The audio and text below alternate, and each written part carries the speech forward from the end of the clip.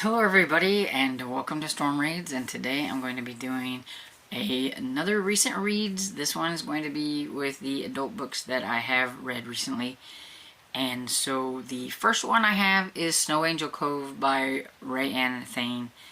And this one is set at Christmas time, and it's the first book in the Haven Point series.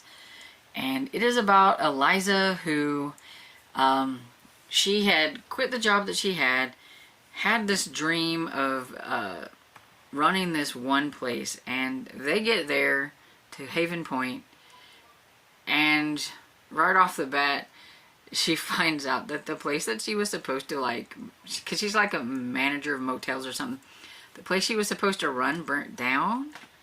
And here she's uprooted her daughter and her to this new place, so she doesn't have no place to go, nothing to do, I mean, it's like, what is she gonna do? Well, while they're out walking around and everything, she thought this car comes swerving around and everything on the ice and all that stuff, and all she could think of was, oh no, or it's going to hit her daughter. And so she gets her daughter out of the way, and she ends up getting hit.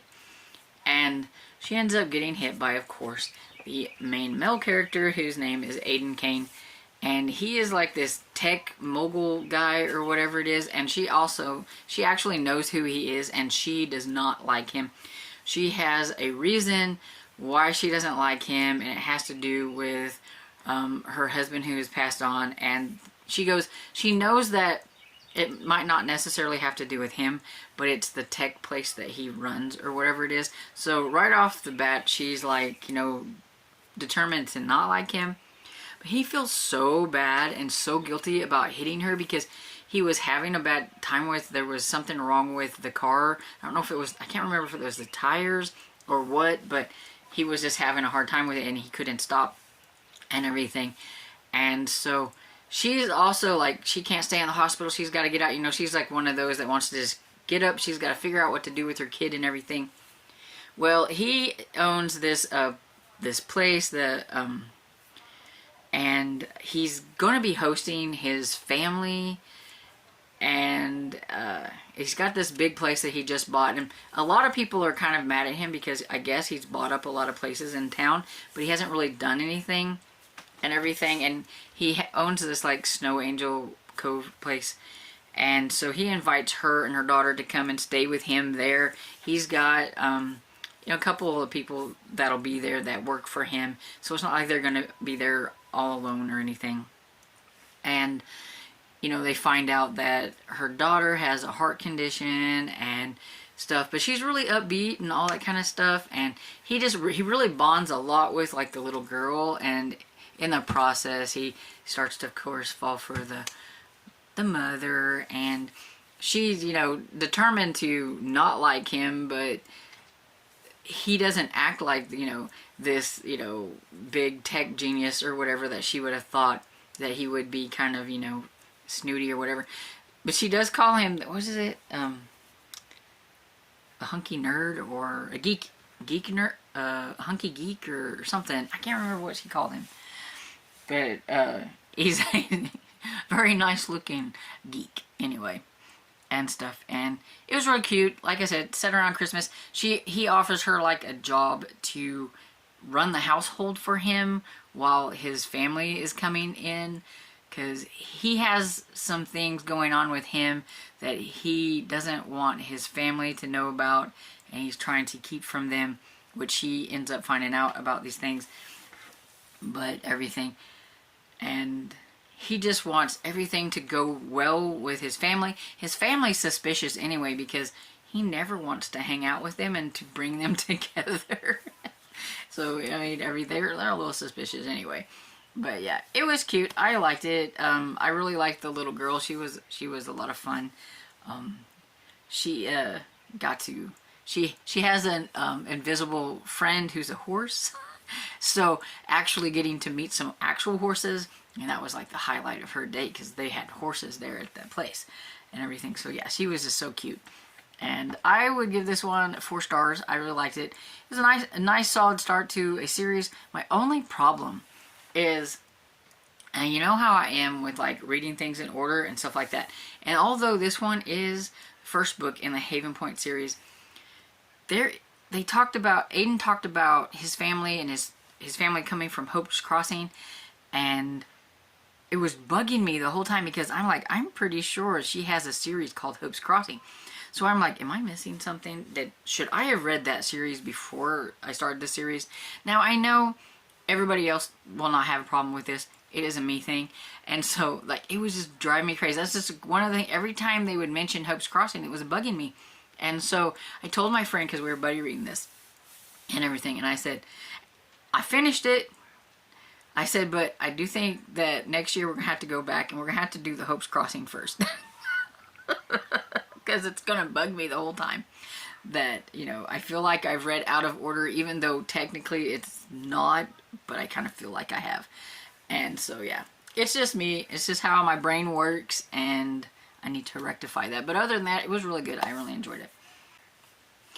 Okay, so the next book I have is 8 Sampper Way by Debbie Maycomer. This is the 8th book in the Cedar Cove series, and I really enjoyed it. It's been at least about a year or so from me reading the other books in the series, but it didn't take long. It kind of jolted me back into remembering who the characters were and the problems that some of them were facing and things like that. And then this one, it involves Dave, who is the pastor, and his wife Emily.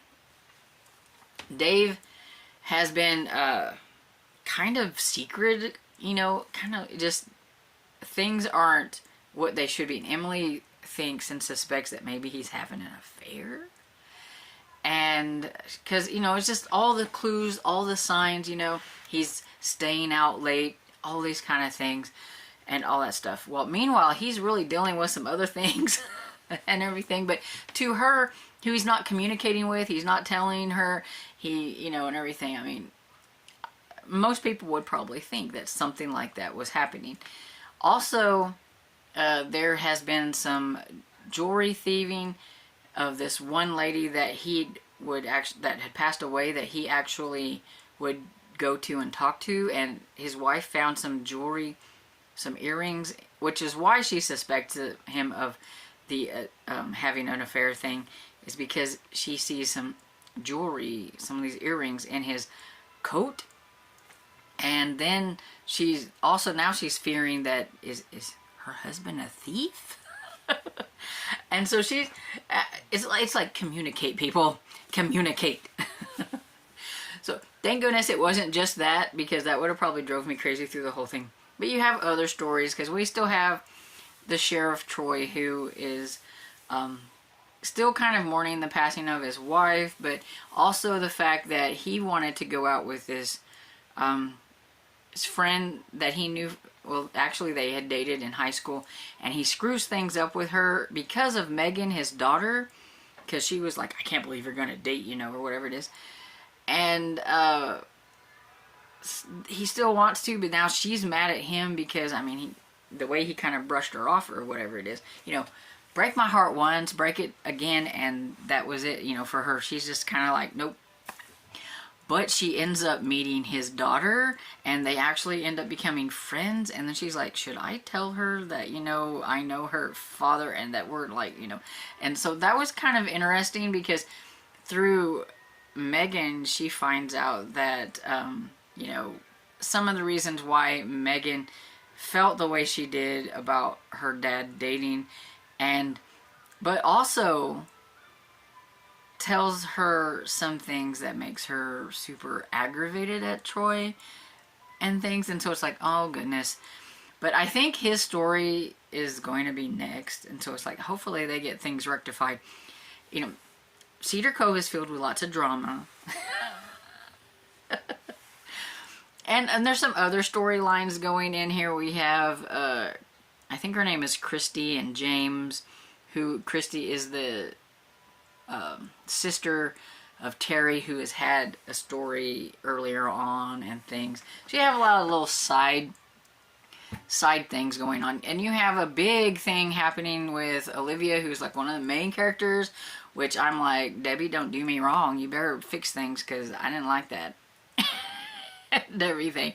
But my favorite characters are still the first ones, which is Jack and Olivia and everything. And I definitely like the Cedar Cove books way better than I ever did the series that they tried. It only went like 3 seasons, and I think that's just because they tried to change too many things. They were trying to make it dramatic, and I understand that, and like doing like these funky love triangles and weird things, but there is enough drama in these books the way they are. They didn't need to do any of that. So, but yeah, I really like this series. I give this one 4 stars. It is a lot of fun.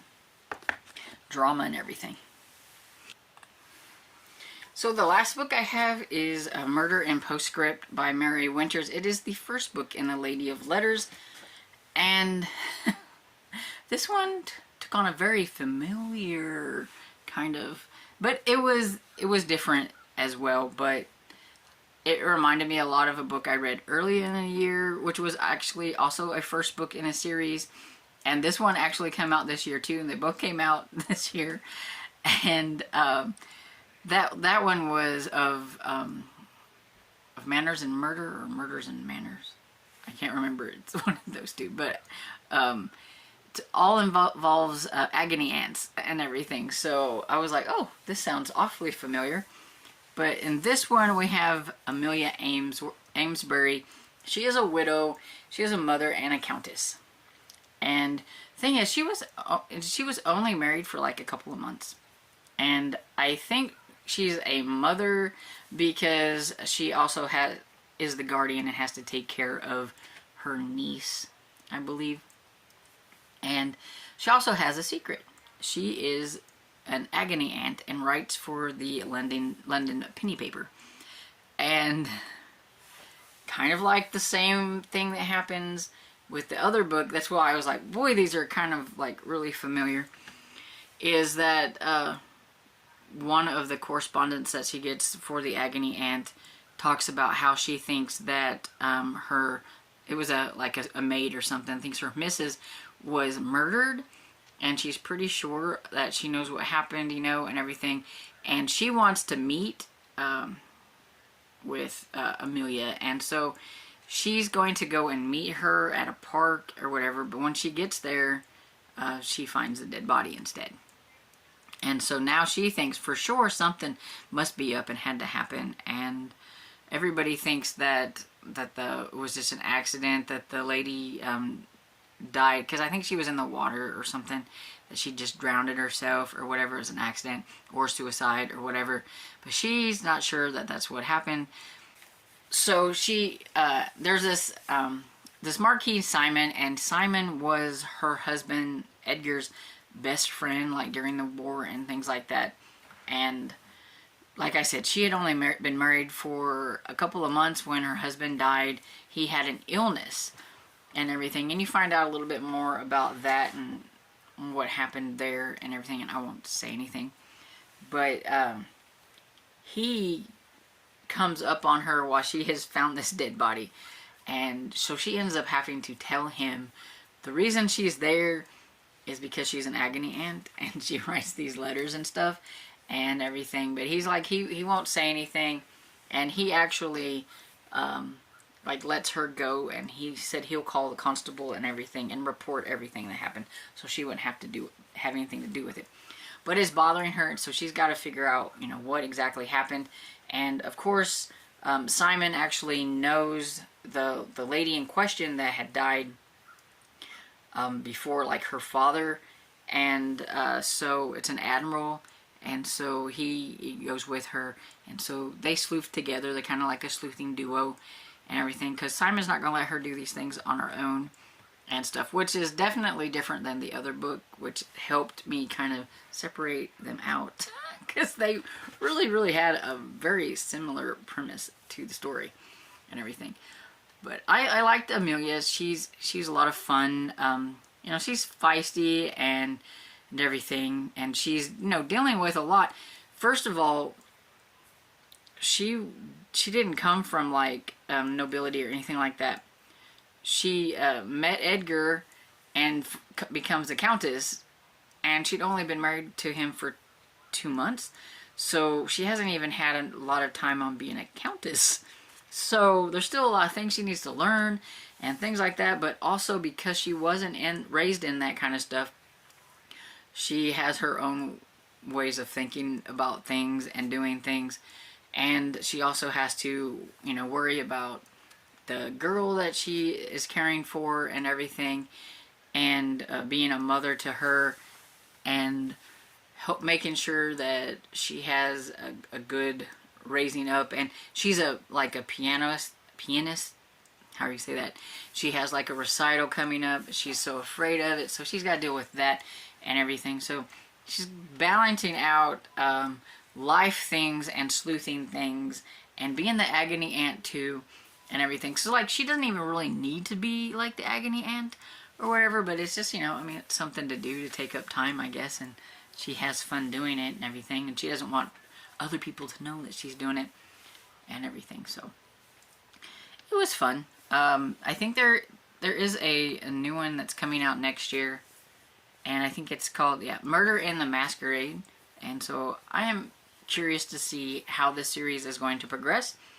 Hopefully the second book turns out better than the second book and that other series that I mentioned, because I'm having troubles with that second book.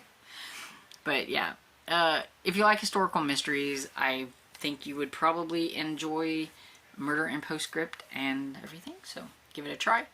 And let me know, have you read any of the books that I have talked about today?